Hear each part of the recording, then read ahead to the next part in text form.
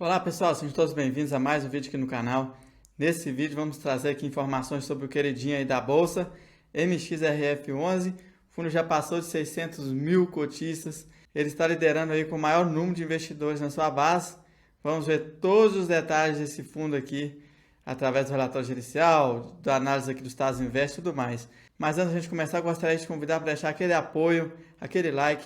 Se não é inscrito aqui no canal, se inscreva. Essa é uma forma de você apoiar o meu trabalho. Vou deixar na descrição do vídeo também o e-book para você baixar gratuitamente. E vamos começar os nossos estudos. Então esse aqui é o fundo que vamos estudar hoje, MXRF11, esse aqui é o código. Se você deseja comprar na bolsa, esse é o código. Valor atual da cota R$ 10,23, então bem baratinho aí a cota, né? Acessível. Dividend yield anualizado 11,61. E ele está com uma valorização aí de quase 2% nos últimos 12 meses. Vamos ver o gráfico, né? O fundo deu uma recuperadinha aí nos últimos dias.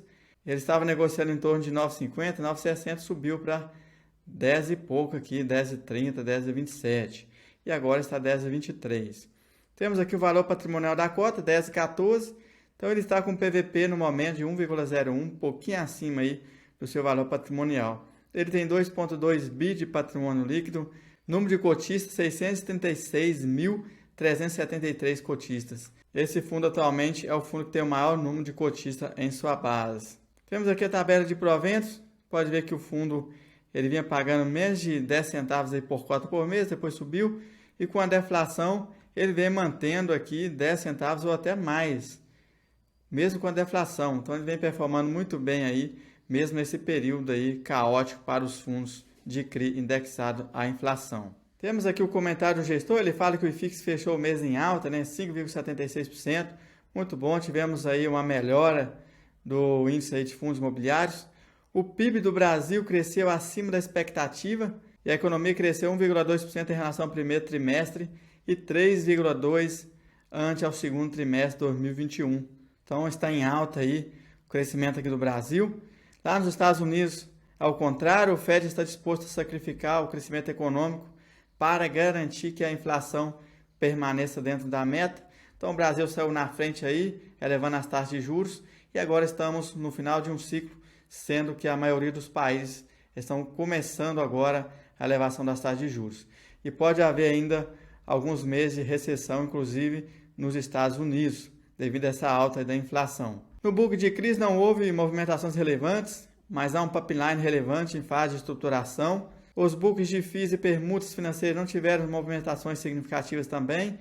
O fundo visa alocar 80% do seu PL em CRIs com bons nomes de créditos e até 20% em permutas financeiras. E o dinheiro que retorna dessas permutas estão vindo para o caixa do fundo. Ele está investindo em CRIs e em cotas de fundos imobiliários, uma vez que a gestão alega que esse investimento em permutas está bastante arriscado no momento, devido à alta aí dos custos de materiais de construção, entre outros. Está difícil de repassar esses custos para o consumidor final. Ele fala sobre os rendimentos do fundo no mês aí, que foi 0,098 por cota, totalizando 22,23 milhões. As operações de permutas distribuíram 3,34 milhões de dividendos. Permutas não distribui sempre, né? Esse mês teve aí retorno com permutas. Então temos aqui a DRE do fundo, receita total 23,9 milhões aqui no mês de agosto, despesas 1,7 milhões, resultado 22,2, rendimento distribuído 24,8 milhões. Então ele distribuiu um pouquinho acima do resultado líquido auferido aqui no mês. Ele usou então a reserva de caixa. A distribuição média do fundo está a 0,11 centavinhos aí, conforme a gente viu na tabela, né? Esse gráfico ele mostra o volume negociado, que são essas barras aqui. Aumentou bastante aí de 2019 para cá, conforme a gente pode ver. E a gente pode ver também a performance do valor patrimonial, comparando aqui com o valor de mercado, que é essa linha azul escura. Então está bem próximo aí, bem em linha aí o valor patrimonial com o valor de mercado. E a liquidez média diária do fundo, 7,03 milhões por dia. Então mais de 7 milhões por dia, liquidez muito boa aí. Então o fundo está performando acima do IFIX, valor da cota mais dividendos aqui somados, né? A gente pode ver que está performando bem acima do IFIX. E também está em linha com a NTNB principal. Então, em questão de rentabilidade, está bem tranquilo. Esse é um fundo que não valoriza muito, mas vem entregando um rendimento consistente aí, bastante interessante. Investimento por tipo de ativos em geral, CRI 76%, permutas 7%, fundos imobiliários 15% e caixa 2% somente. Investimento anti-objeto, né? Crédito corporativo 51%, comercial 28%, residencial 20%, caixa 2%.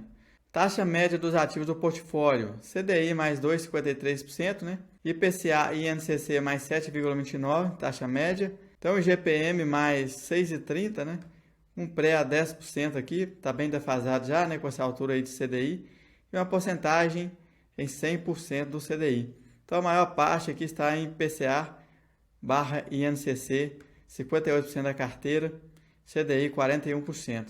Então, tem bastante aí, né, no CDI, um volume bastante interessante. Isso está ajudando a amenizar aí também os efeitos deflacionários. LTV médio 55,02.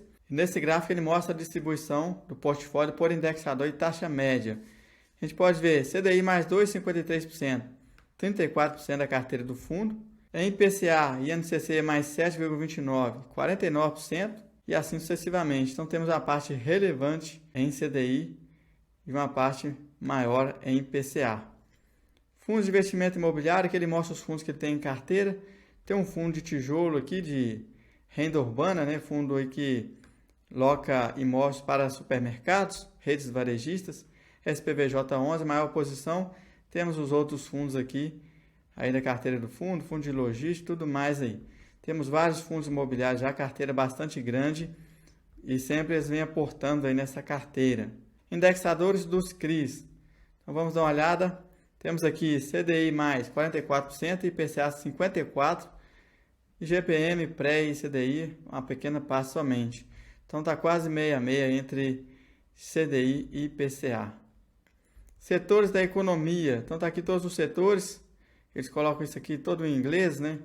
Mas está definido os setores aqui. Residencial 37%, food rental 16%, shopping 5% e assim sucessivamente. E essa parte aqui do relatório é muito interessante, né? Principalmente para os novatos, que está chegando agora no mercado, que ele mostra os problemas que já aconteceu no fundo.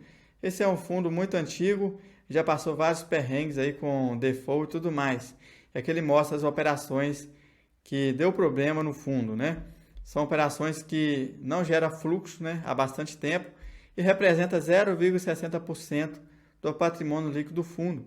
É interessante você ler para você entender como foi esse processo de execução de garantias e tudo mais. Eles contam tudo aqui bem detalhado que aconteceu aí com essas operações. E aqui ele mostra a carteira de CRI. A gente pode ver que é uma carteira high grade, bastante interessante. Aqui temos as taxas, CDI mais 2, IPCA mais 5, são taxas aí que bem high grade mesmo. E a percentual no PL, cada operação aqui, a maior operação representa 4,95% do PL, menos de 5%. Então está bastante diversificada a carteira do fundo, né? Eles aprenderam aí com os erros do passado e agora está gerindo muito bem a carteira. O fundo há bastante tempo está performando muito bem, fundo sem problemas, uma carteira super high grade operando muito bem atualmente. Temos aqui o detalhamento da carteira de ativos, né, dos CRIs. Eles colocam o nome aqui do devedor, o setor, as garantias. Alguns têm garantia real, né, alienação fiduciária de imóveis, outros não. Então é interessante correr o olho aqui, dar uma lida nesses detalhamentos aqui dessa carteira de CRI. E esse gráfico aqui ele mostra como funciona o processo de permutas. Então está aqui o início das obras, o período de construção. Durante esse período, a equipe de vendas também vão estar vendendo essas unidades, né, desses imóveis.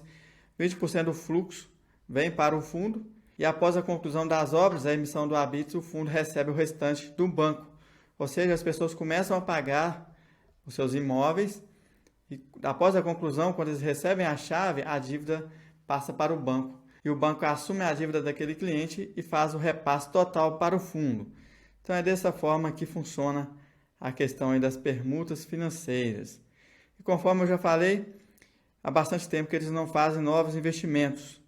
Desde dezembro de 2021 que eles não fazem novos aportes aí nessas permutas. As permutas que já estão em processo, eles vêm recebendo aí os fluxos e aportando em CRI. O fundo encerrou o mês aí com 160,41 milhões em permutas financeiras. Então tem mais de 100 milhões ainda nesse tipo de ativo. E aqui ele mostra, né, um detalhamento aqui do investimento nessas permutas. Alguns já estão em fase final de obras, outros em conclusão, outros em andamento. Esse aqui está em andamento, conforme a gente pode ver nesta foto aqui. Início das obras, fevereiro de 2021. Então está em processo.